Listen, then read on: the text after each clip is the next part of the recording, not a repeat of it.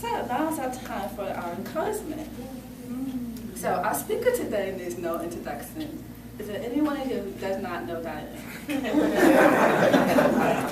No one, okay. Is there anyone in here who's not heard her speak before?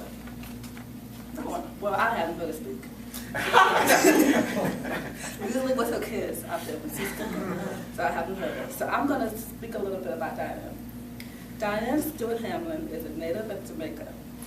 She was raised in Los Angeles, in the Los Angeles area, and moved to this area to attend law school at American University. She also holds an MBA, American. She's a practicing attorney, and she's a licensed spiritual practitioner. She teaches classes here at the center and does workshops in all over the country. Dianne also holds a license with the Agape International Spiritual Center in Los Angeles. She's a mother, and she has two beautiful children, Madison and Mackenzie. Does everyone know who they are? Yes. I think Madison and Mackenzie are in Jamaica right now. Okay. So Dianne is a wonderful practitioner, as you all know. She's a wonderful, effervescent light and joy. So I'm so grateful to be able to listen to her speak for the first time, and I'm sure you guys will enjoy her. Yeah. So please join me in welcoming Dianne.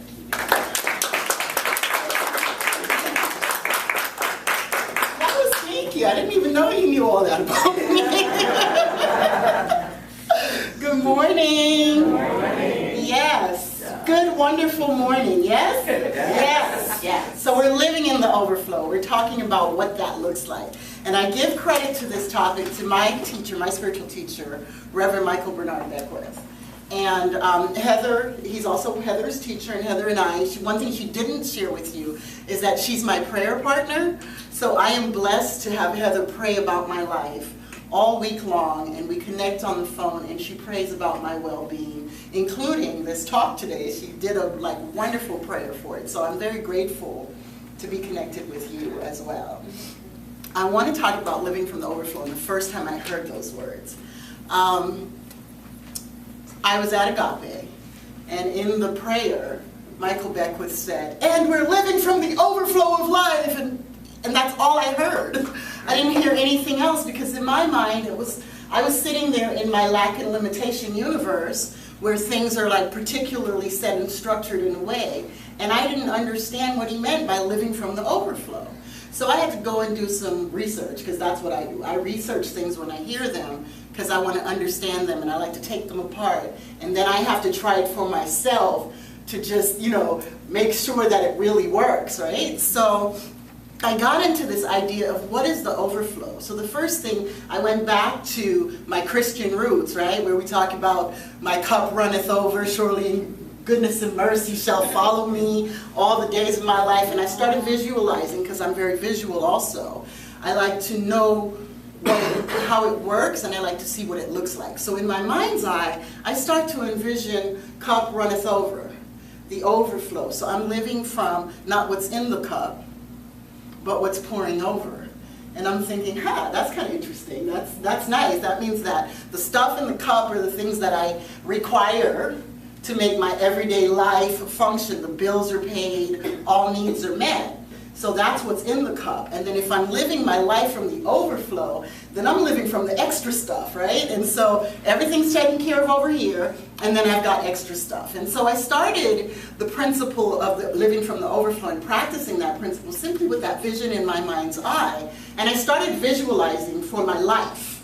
What does that look like? So if you want to be in the overflow, how do I get into the overflow rather than be focused on the cup? Right, and what's in the cup. So I started looking at the idea that all my needs are met. Everything that is necessary for my good is already provided. And Dr. Wayne Dyer talks about it in a different way. When he talks about it, he talks about the idea that with the first 9 months of our lives, we came in a speck, right? Just a speck of human DNA. That's how we came through into the world. And then the first 9 months of our lives, everything that we needed was provided. We didn't have to figure out where we were going to get food. We didn't worry about it. We just got fed and we grew, right? So this idea that all needs are met is something that we come into the world with. We're birthed into the world with all needs met. And somewhere along the way, we get caught up in the world of effects, right? We start watching the news, and people start setting limits for us as we're growing up. And we start getting this idea that life is limiting, especially if your caregivers at the time are like terrified that something's going to happen to you. And so they are very strong and rigid in the way that they set limitations. No judgment, just the way that limitations were put in your life. So you start to have this idea that life is limited, and you start to live in the world of effects where you have bank accounts and bills to pay and credit scores and things of that sort. That is what identifies you. If you have a high credit score, the world's yours. It's an oyster. You can do whatever you want because you have a high credit score, right? You can borrow as much money as you want. And then you have the limitation of paying back the money you borrow. So there's this constant game that we play in life generally about limitations. There's the stuff on the news. The economy is good. We're all doing well. The economy is bad. We're not doing well. You know, there are lots of jobs. Everybody thinks that they're doing well, and there are not enough jobs, and everybody starts to panic. And so if you listen, for example, to talk radio on a loop for 10 minutes, they keep repeating what's wrong. They keep telling you the job market has only improved this much. We're disappointed. The stock report was less than we thought it was going to be. Apple is doing better. Fox News is not. You know, and there's this constant barrage of information that we move through life, living our lives in the world of effect from that place. So there are all these limitations. So now, how do I live in overflow if I'm constantly being like hit over the head with limitations, what's not there? And certainly in your day-to-day life, there is the effect of not enoughness, right? There's not enough customers, there are not enough clients, there's not enough for you to keep your job, you don't get enough hours at work, there's not enough, there's not enough. So in your life you start to think, well, if I'm seeing not enough, then there must not be enough. And so now I have to act from that place. I don't have enough to eat. I have to ration my money. I have to ration, and so my life becomes what I'm putting my attention on, right? Which we've demonstrated. And if you've been here, you heard me talk about my little poinsettia that I've had since December. And I've been placing my loving attention on this plant because I'm determined to have it grow. It's growing because my attention is on it. So if my attention is on not having enough, there isn't enough food, I don't have enough, if I'm constantly focused on that, that's what I'm manifesting in my life. So where's my overflow? I can't even see it. Now the overflow is always there because the universe is continuously creating, producing, providing. That's why the grass grows. The grass grows unconcerned about whether or not it's going to rain. It just stays there and it grows, and if it has to, you know, it just keeps growing. It doesn't go, oh, I need to move and go across the street so I can get some more water because the lake is over there. The grass stays where it is and it just grows. The trees, they grow, right?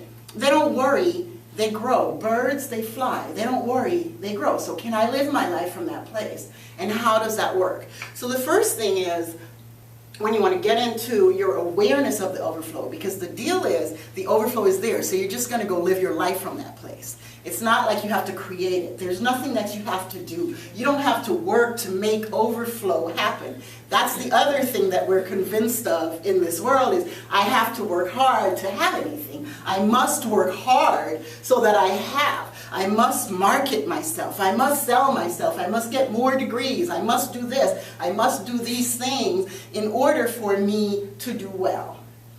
In order for me to have overflow, right? That's what we tell ourselves. If I don't work hard, if I don't have 25 clients coming in the door every day, I'm not going to have what I need. So I have to switch my focus, right? And start to believe that the same presence, the same energy that sources the blades of grass, that sources every leaf on every tree, that allows the birds to fly, that is the energy that is the source of my life too.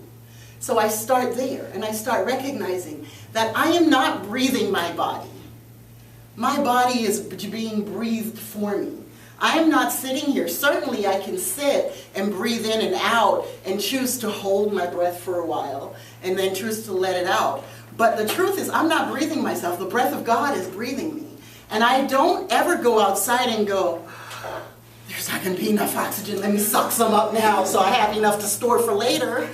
The breath is there. The oxygen is there. The air is there. It is mine. And I get to breathe it. I get to breathe it. I get to have as much as is necessary for my body to do what my body needs to do. And when I want to choose to have a little bit more air, I can choose to take a deeper breath. But the breath is always there, right? So I'm standing in this awareness now that I'm sourced and I'm fueled and funded, and everything that I need that is necessary for my life, for the unfolding of my life, is already present in my life. So if I stay now, the idea is you shift your focus. So one of the things that I invite you to do is stop watching continued negative news. Turn it off. Turn CNN off. Stop listening to them. Because their job is to create continuous fear and anxiety to justify all the other things. That's their role. And you can unplug from that and stop watching continued negative news. So shut it down. Shut down the loop of the talk radio, because all you're hearing, even if you're not listening to it, it's playing in the background and telling your mind and sourcing your mind with information about what's not working. So go there, get the information you need, and then turn it off. You don't have to stay in the loop. So you start to shift your attention from the lack and the limitation of the world, of the outside, and you start to remind yourself, my body is living. My cells are doing what they need to do, and I'm not doing anything. I am not making the blood course through my veins. I'm not. I don't source that. Something else, bigger, greater than my own self, is doing that. My needs are met, and you start to focus on those things. So you build a list of things to be grateful for, and you start to up-level the gratitude energy in your life.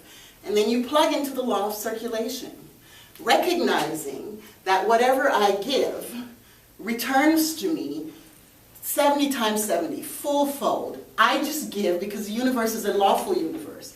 It's like the law of gravity. If I drop a thing, it's going to fall because the law of gravity lets it fall. The law of circulation says I keep what I give away. I don't have to hold on to everything. So if I give away love, I get more love. If I give away joy, I get more joy. Just like when I write a check and give away money, I get more. All of a sudden, the universe, when I practice tithing on a regular and consistent basis, and I write a check and I say, I am giving this to my spiritual community. I am giving this to these children that are in need. I am giving this to the world. It comes back to me every time I do it. At any moment that you pull back from being willing to give is when you don't receive. For example, love. If you give love out into the world, like this morning I went on my walk, and I'm walking around this loop. I walk this area fairly regularly. And every single person that I saw, as I got outside, I said, okay, everyone that I see is the face of God. And today I greet them with the face of God. I see you, I see God. And everybody I said good morning to, starting on the trail, they were sort of in their little walk, in their world, and they were like, oh yeah, good morning. But by the time I got halfway around, people were greeting me before I was greeting them, because I had set an intention to meet the face of God in every person that I saw. And before I got halfway around, everybody was in a loving greeting energy, because the energy was shifting. And we were all in it together, not because I had power, but because I shifted my attention and I set an intention to greet the face of God in everyone I see.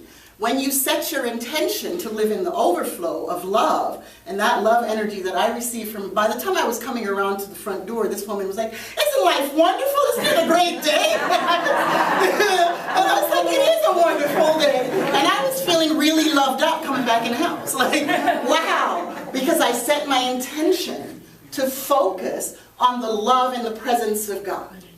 And that's what I get. So now I want to set my intention to focus on the overflow. The overflow of life, which means all needs are met. All your basic stuff is done. You have all the basics already happening in your body, and everything that you need to be your own creative genius has already been given to you. You came into the world with it. All you have to do is shift your attention to it and know that it's happening. And this is something that I practice in my life.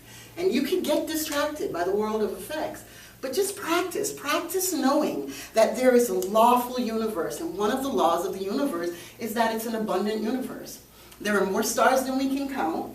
There are more grains of sand on the beach than we can count. Go outside and try to count the blades of grass on that little patch over there and come back and tell me what your total is. There is more of everything. The universe is abundant.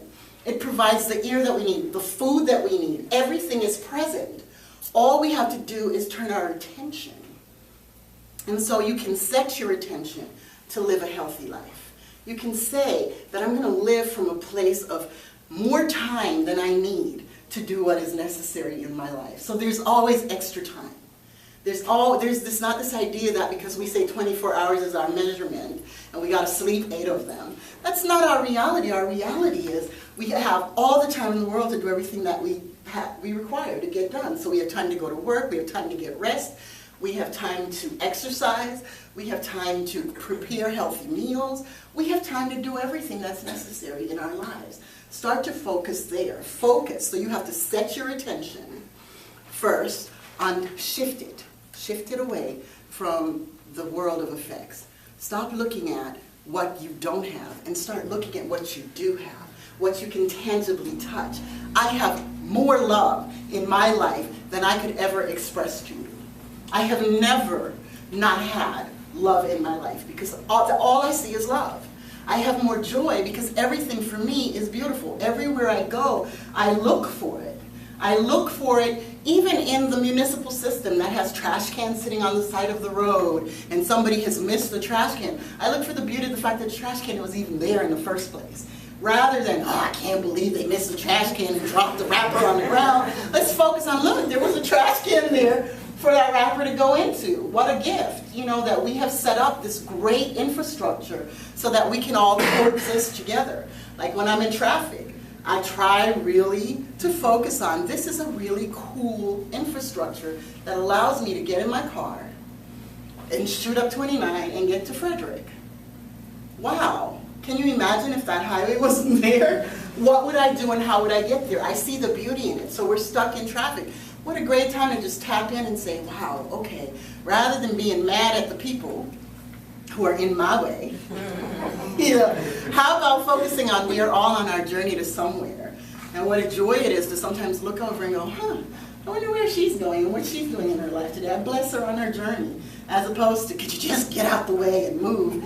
Then you start to create flow, right? Because when you restrict, you shut it down. But when you open yourself to flow, you open yourself to the idea. You don't even have to believe in, like I didn't believe in tithing. I thought tithing was a church thing. I thought it was all about, you just want my money so you can get a nice car. Or to pay your bills. What about my bills? And I didn't understand that it was about, you get to keep what you have by giving it away. And when you give tithes to your spiritual community, the place where you're getting nurtured and fed spiritually, it's like a triple blessing, right? You're just giving it out, and then all of a sudden you look around and gifts are coming into your life because now your focus has shifted to what good is happening in your life. Maybe it's a good person that has come into your life that's made your life so much better because that person is there.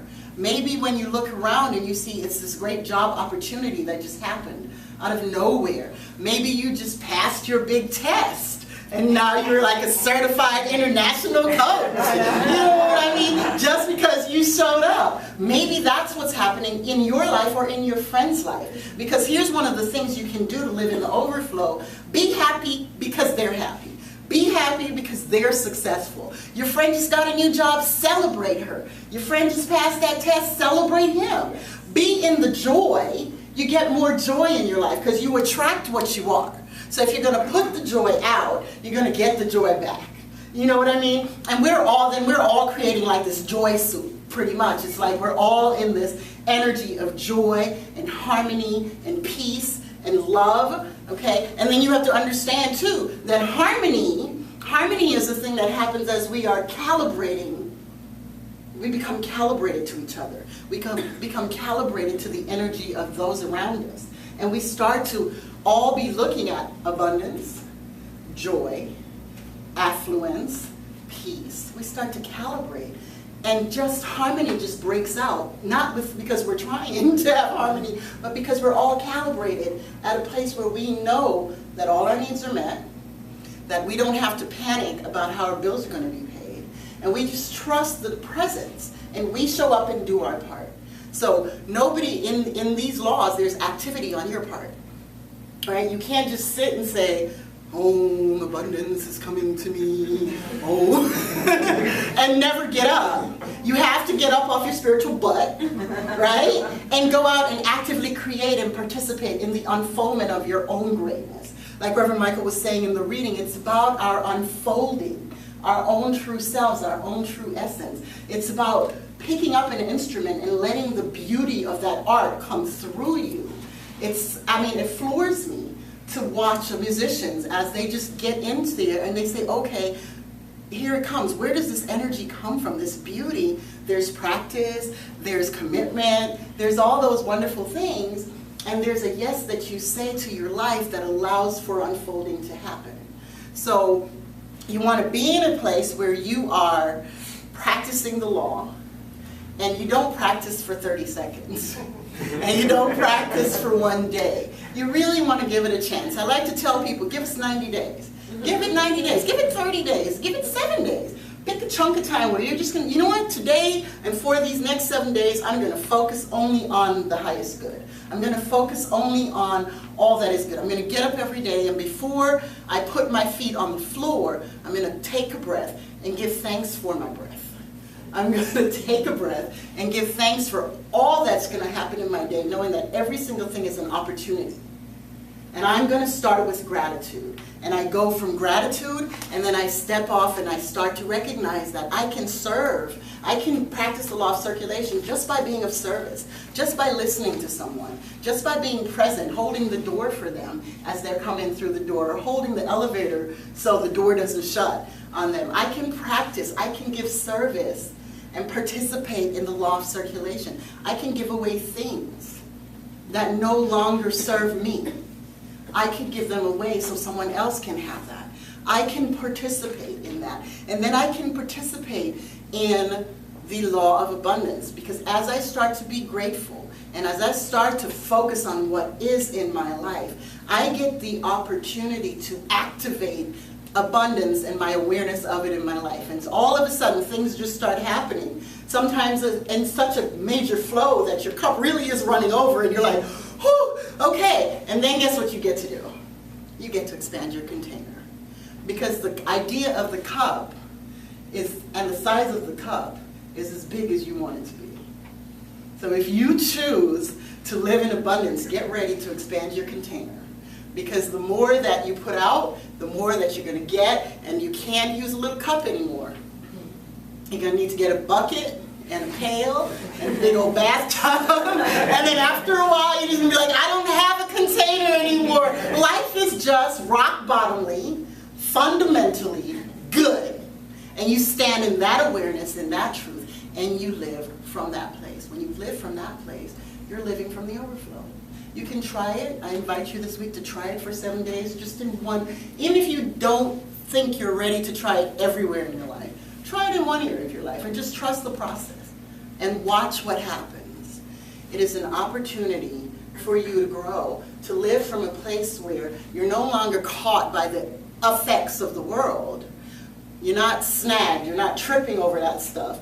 You're starting to navigate through it going, oh, my life is good. You know, and you start to live from that place, and you don't get an attachment to the energy of the what is not good. You get an attachment. You start to unfold your own abundance, your own flow, your own joy, your own peace, your own love, and you watch it all break out all over you, all over your life.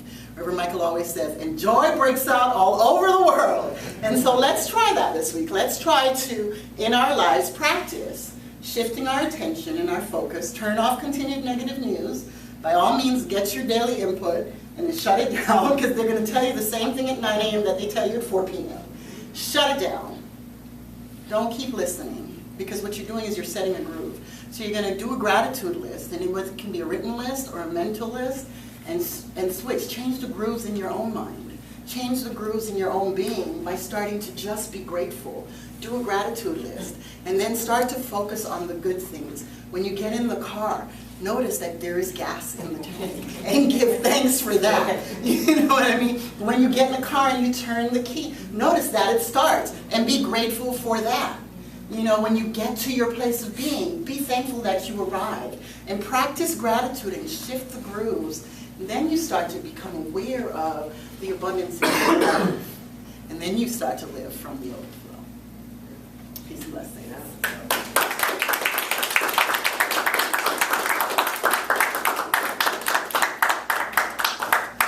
So I want to invite you into prayer to just go within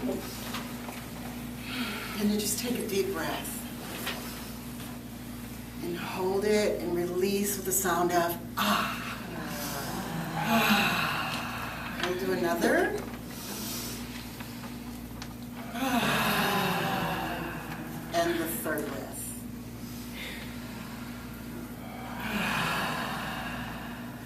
How grateful I am to be aware of the breath of God that breathes me, that breathes each and every one of us everywhere, no holds barred. How absolutely grateful and thankful I am for the awareness that the power of God is what is sourcing the very universe that we live in.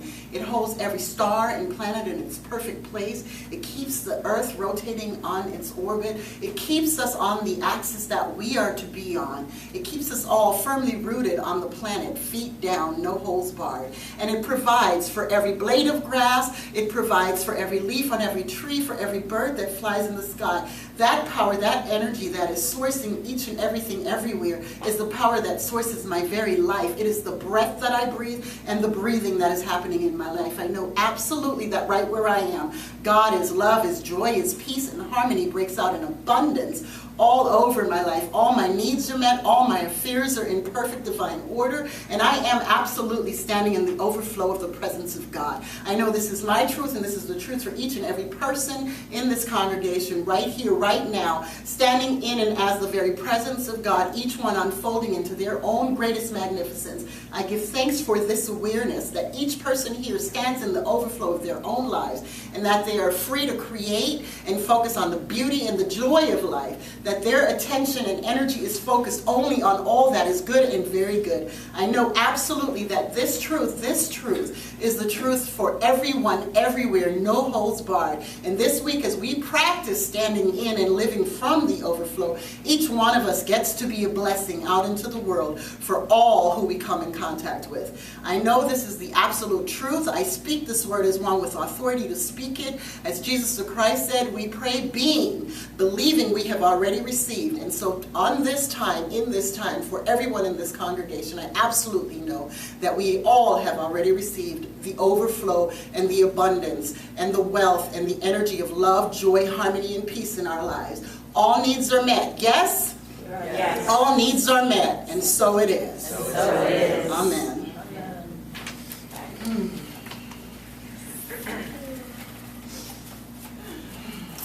Thank you, Dianne. That was great. I've been missing out on a lot. So I think now it's time for our offering. Yes. Is there a core council member up here who can help with the offering? Well, I'm glad to help with it.